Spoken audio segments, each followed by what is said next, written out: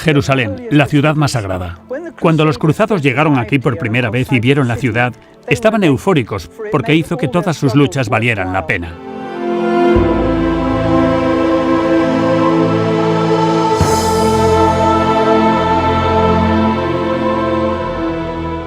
Para la gente medieval, Jerusalén no era solo una ciudad santa. Era la reliquia más grande que existía, porque era un lugar que había sido santificado por la vida, muerte y resurrección de Jesucristo. Por lo tanto, cada centímetro era santo. También estaba eso en la mente de la gente, desde los niveles más bajos hasta los más altos.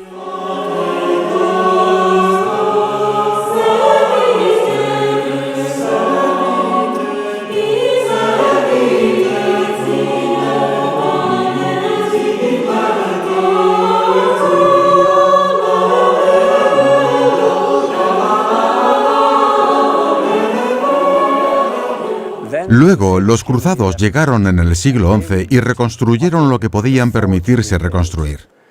Entonces, solo vemos quizá un tercio de la basílica como era entonces. Una vez más, me gustaría enfatizar la grandeza de la basílica, que refleja la grandeza de lo que Dios ha hecho en este lugar.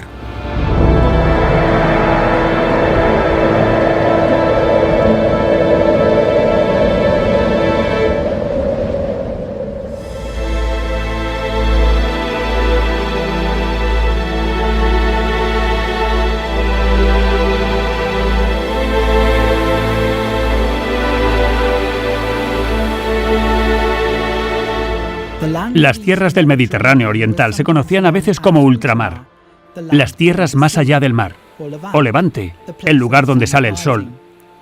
Después del éxito milagroso de la primera cruzada, la jerarquía cruzada estableció lo que ahora se considera como los estados cruzados.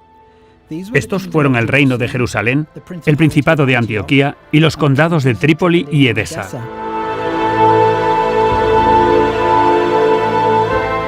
La mayoría de los cruzados querían volver a casa. Entonces Godofredo de Bouillon se convirtió en el primer gobernante de Jerusalén, pero no pensó que fuera apropiado ser llamado rey donde Cristo había llevado una corona de espinas. Godofredo murió en apenas un año y su hermano Balduino se convirtió en gobernante. No compartió los escrúpulos de su hermano por ser llamado rey y se convirtió en el rey Balduino I de Jerusalén. Los cruzados que eligieron quedarse en Tierra Santa, los colonos, si quieres llamarles así, se enfrentaron a una increíble serie de desafíos. Es una tierra poblada por musulmanes sunitas, musulmanes chiitas, judíos y todo tipo de cristianos orientales. Un entorno increíblemente complejo y políglota en el que trabajar. Y tenemos que recordar que los cruzados también eran de diferentes áreas de Europa. No hay ningún sentido de limpieza étnica porque si haces eso, no tienes a nadie para cultivar los campos ni a nadie a quien poner impuestos y simplemente todo colapsa. Por lo tanto, debes tratar bien a los musulmanes y alentarlos a quedarse.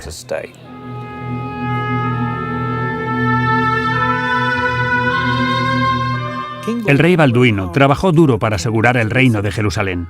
Tierra Santa seguía siendo un lugar peligroso para viajar, con bandidos locales y asaltantes musulmanes cruzando hacia tierras cristianas. Grupos de peregrinos cristianos estaban siendo sacrificados o vendidos como esclavos. Se necesitaba más seguridad.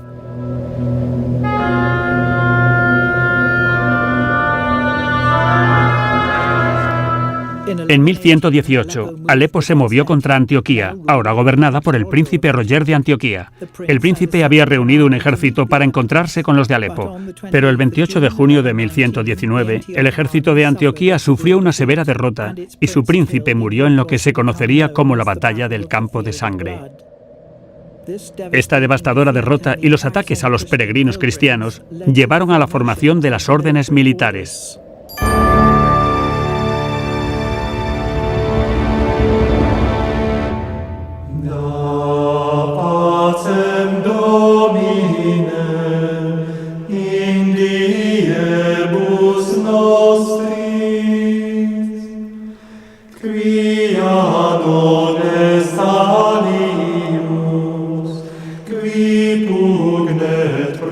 La aparición de las órdenes militares supuso una revolución en el pensamiento cristiano, como de hecho lo había sido la cruzada.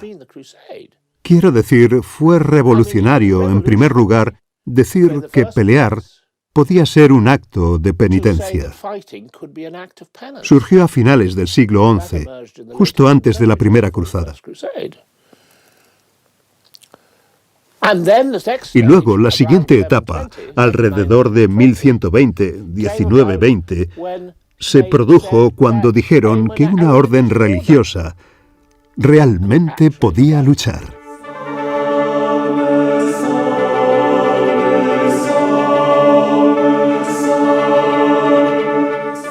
Un grupo de caballeros del oeste, liderado por Hugo de Payns, formó una orden militar dedicada a la oración, la Tierra Santa y la protección de los peregrinos.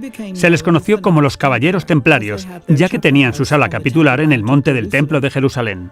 Los Caballeros Templarios tomaron los votos religiosos habituales de pobreza, castidad y obediencia. Dividieron su día entre la oración y el entrenamiento militar. La orden fue aprobada por el Concilio de la Iglesia de Troyes en 1129.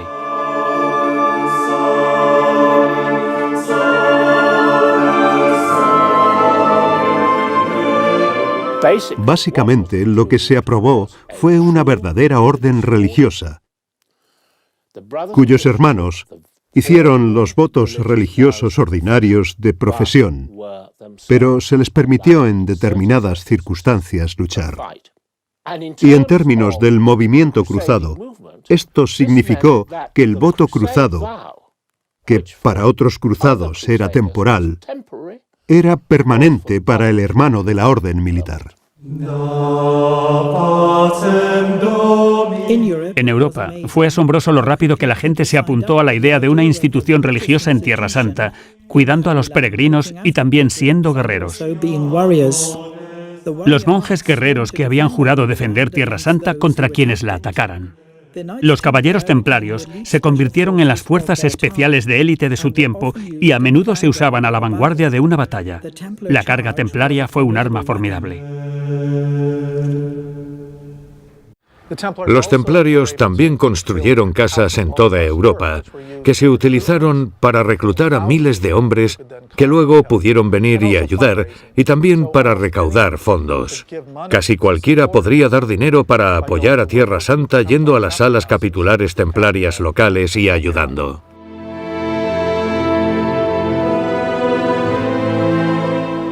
La aparición de los templarios fue seguida muy pronto por el establecimiento de otras órdenes militares. Los orígenes de los hospitalarios se remontan a antes de las cruzadas. En este punto no tenían un aspecto militar. Eso vino mucho más tarde, después de que se formaran los templarios.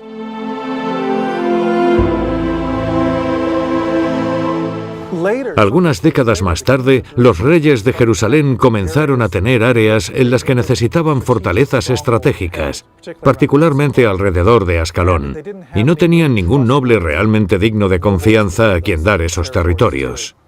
Y así comenzaron a preguntar a los hospitalarios si podían tomar algunos de estos castillos, aferrarse a ellos y defenderlos. A lo largo de ultramar, los cruzados construyeron más de 50 castillos en lugares estratégicos para proteger los estados y ciudades cruzados. Uno de los más impresionantes fue el castillo hospitalario del Crac de los Caballeros.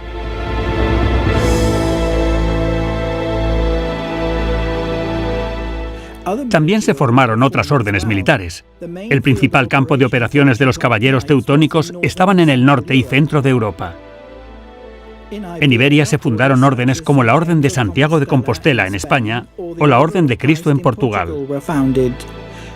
Estos se utilizaron principalmente en la Reconquista para expulsar a los musulmanes a la península ibérica.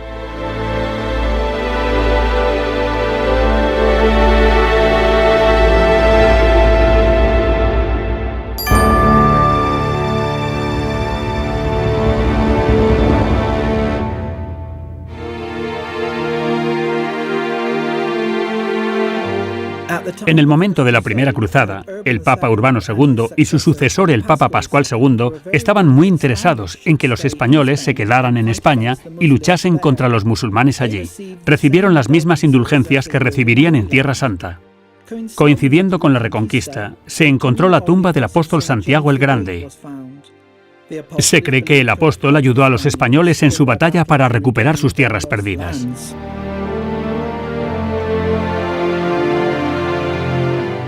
Santiago llegó al noroeste de España no muchos años después de la muerte y resurrección de Cristo. Vino a evangelizar a los celtas de Galicia. Luego regresó a Jerusalén, donde fue el primero de los apóstoles en sufrir el martirio por decapitación.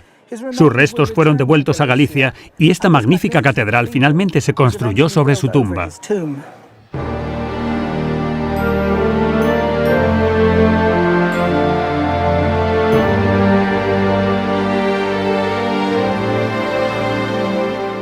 Los cristianos creen firmemente que Santiago participó de su lado, que Santiago realmente los estaba ayudando en las batallas. Santiago de Compostela fue lugar de peregrinaje durante muchos siglos, porque la peregrinación despegó realmente a finales del siglo XI y XII.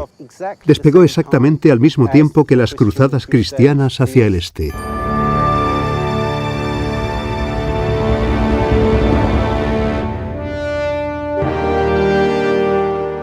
El rey de Jerusalén, Balduino II, no tuvo hijo. Necesitaba un noble poderoso para casarse con la princesa Melisenda y protegerla como reina. Fulco V de Anjou, uno de los principales nobles de Europa, fue asegurado para su hija, pero ambos gobernarían juntos después de la muerte del rey. Esto causó mucha fricción entre Fulco y Melisenda, ya que Fulco sintió que debería gobernar por su cuenta. Pero los templarios y los nobles de Jerusalén apoyaron a la reina. La reina Melisenda es una de las figuras más notables e interesantes de la historia de los estados cruzados. Supongo que es una de las áreas más devastadas por la guerra de la cristiandad latina, y sin embargo, durante un periodo a mediados del siglo XII, estuvo gobernada efectivamente por una mujer. En la clase de mundo más bien masculino del guerrero medieval, creo que esto es particularmente interesante. Lo hace en parte por la fuerza de su personalidad. Claramente es una persona muy poderosa y muy directa. También es la hija del rey de Jerusalén, el heredero superviviente mayor de Balduino II. Entonces, ella tiene el linaje a su favor. Después de la muerte de Fulco en un accidente de equitación, Melisenda gobernó sabiamente como regente durante varios años antes de que su hijo, Balduino III, afirmara su derecho a gobernar.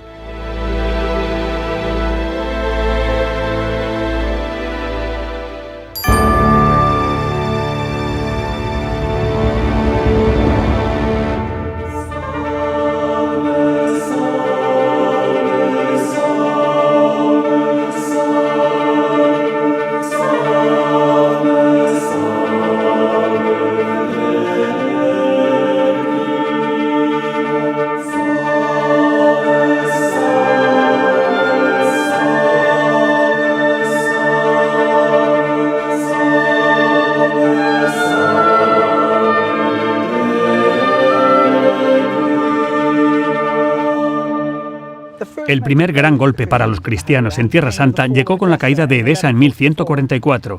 En respuesta, el Papa Eugenio III lanza la Segunda Cruzada. La predicación de la cruzada está muy bien organizada con una serie de predicadores enviados. La apelación papal se copia y se copia de nuevo para que la gente no distorsione el mensaje ni se invente cosas. El predicador más activo de la Segunda Cruzada fue posiblemente el mayor eclesiástico del siglo XII, San Bernardo de Claraval. Su predicación fue inmensamente carismática y en Vézelay, en el centro de Francia, tanta gente clamaba por responder que se quedaron sin cruces. San Bernardo tuvo que arrancarse tiras de su propia ropa para hacer cruces y ponerlas en los hombros de la gente.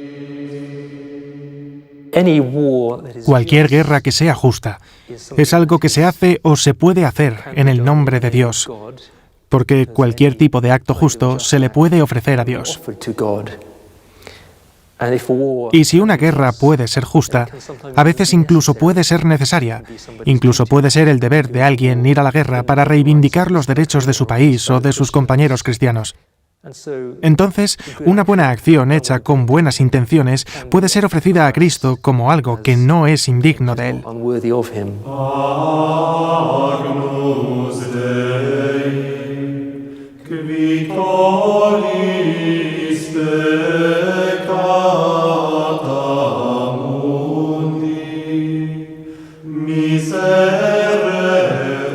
La Segunda Cruzada fue una manifestación notable de la confianza del cristianismo a mediados del siglo XII. Además de la expedición a Tierra Santa, también se predicaron cruzadas en la península ibérica, que resultaron en la toma de Lisboa y la toma de 2 ciudades, Almería y Tortosa, en la costa este de España. También hay una cruzada contra los vientos paganos del Báltico.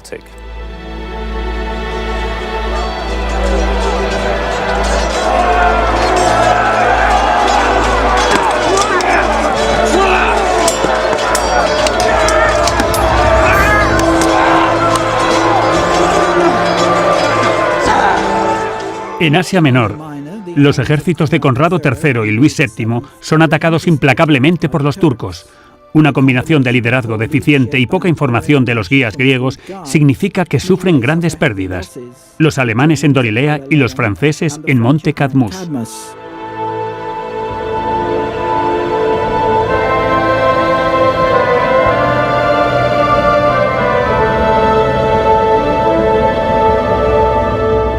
Una consecuencia de la terrible derrota del ejército francés en el Monte Cadmus es que Luis VII de Francia entrega el control de su ejército a los caballeros templarios.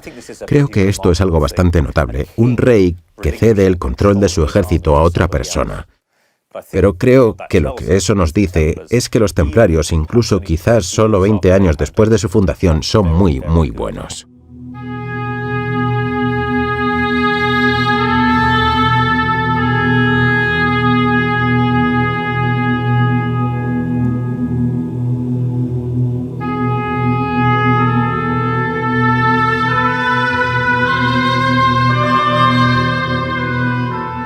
La Segunda Cruzada lucha en Asia Menor y en Tierra Santa, pero fracasa fuera de los muros de Damasco. Esto causó mucha preocupación en toda Europa. ¿Por qué? Bernardo de Claraval debe haber quedado devastado. Prácticamente les había prometido que iban a tener éxito.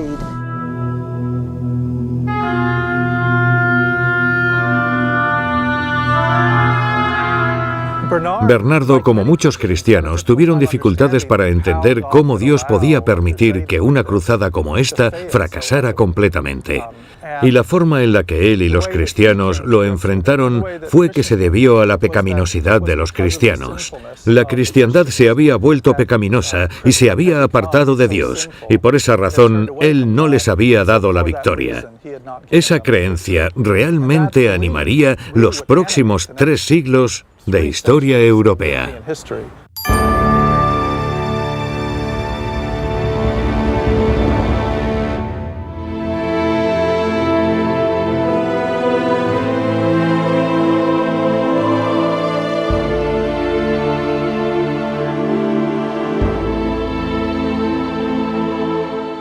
Siglos más tarde pensamos que en este momento los cristianos siempre luchan contra los musulmanes y los musulmanes siempre luchan contra los cristianos en estos bloques simples.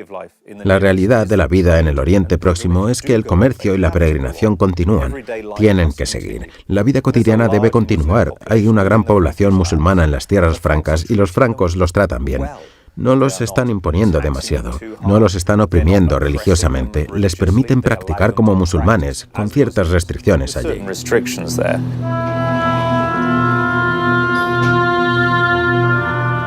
A los musulmanes bajo los cruzados se le permitió mantener su fe, tal como lo hicieron con los gobernantes musulmanes anteriores. La única diferencia habría sido que había una nueva ley, de naturaleza fútil, y que tenían que pagar un impuesto por persona. Antes los judíos y los cristianos tenían que pagarlo. Ahora es al revés. Al peregrino musulmán que se dirigía a la Meca, Ibn Yubaya, se sorprendió al descubrir que a los musulmanes les iba bien en los estados cruzados.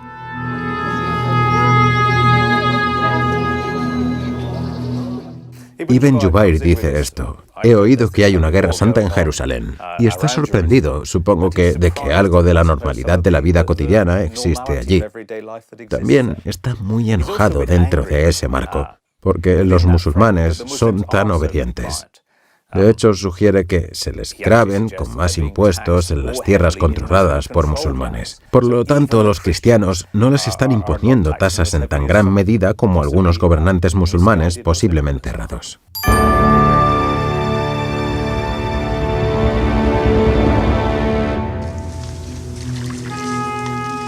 En 1169, Saladino asumió el papel de visir de Egipto y se convirtió en su gobernante de facto. Saladino era sunita en una tierra chiita. Por tanto, confió puestos clave a sus familiares. Parte de la jerarquía existente se rebeló. Cuando miles de tropas sudanesas se amotinaron, Saladino ordenó la quema de su barrio residencial, matando a mujeres y niños al mismo tiempo. La zona del Medio Oriente en ese momento era extremadamente caótica. El mundo musulmán no estaba unido de ninguna manera. Se dividió en muchas secciones en guerras diferentes, a veces secciones muy pequeñas luchando entre sí, y por lo tanto, desde su perspectiva, los estados cruzados eran solo un reino más en un paisaje muy caótico.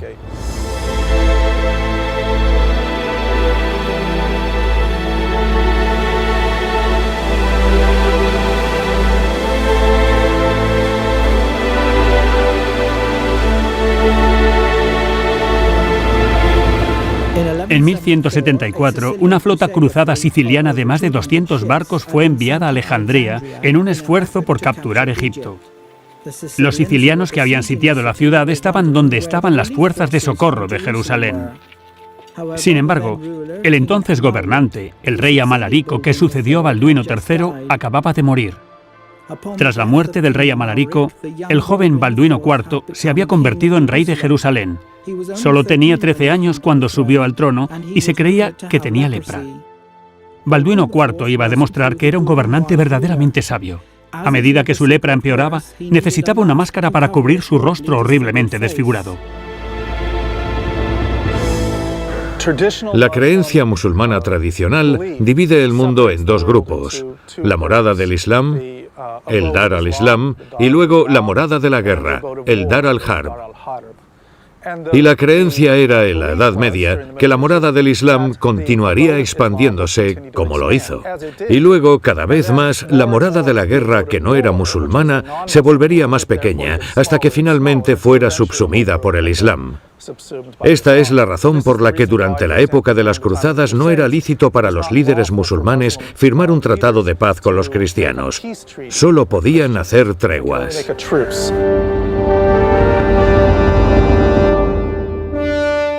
En 1177, Saladino trasladó sus fuerzas desde Egipto. Para enfrentarse al ejército de Saladino, Balduino, de 16 años, cabalgó a la cabeza de una fuerza cristiana enormemente superada en número, pero tenía consigo la Vera Cruz. Los templarios habían organizado a todos los caballeros que quedaban en Jerusalén y sus alrededores. Esto llegó a menos de 500, de los cuales 85 eran templarios.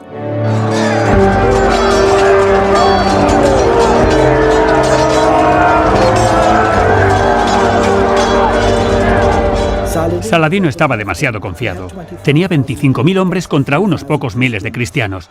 Pero en Monchisar, cerca de la carretera de Jaffa a Jerusalén, lo sorprendió. Los templarios, liderados por caballeros pesados, cargaron contra la sección central del ejército de Saladino, destruyéndola por completo. Saladino tuvo suerte de escapar con vida. Los cristianos perdieron alrededor de 1.100 hombres y 750 de los heridos fueron tratados en el Hospital de San Juan en Jerusalén.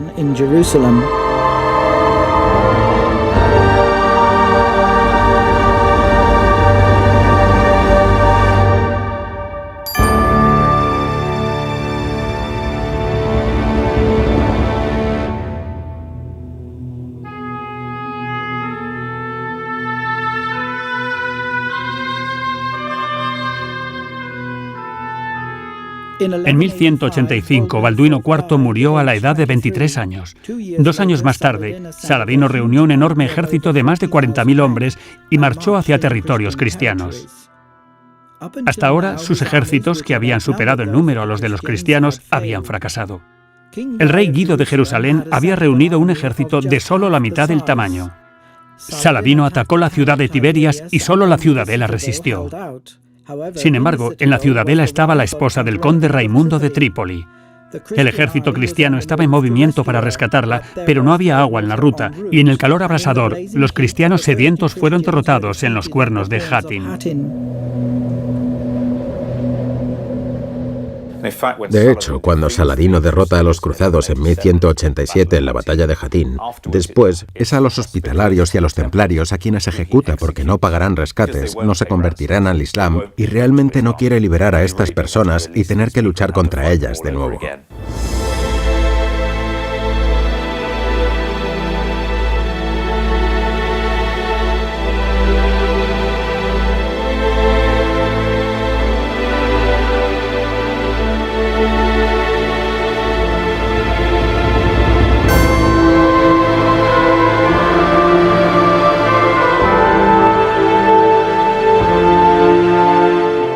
El ejército de Saladino atravesó Tierra Santa, que ahora estaba poco defendida.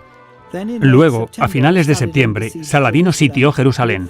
Con el vasto ejército musulmán a punto de romper las defensas de Jerusalén, los cristianos intentaron negociar una rendición y un paso seguro. Pero Saladino rechazó la propuesta.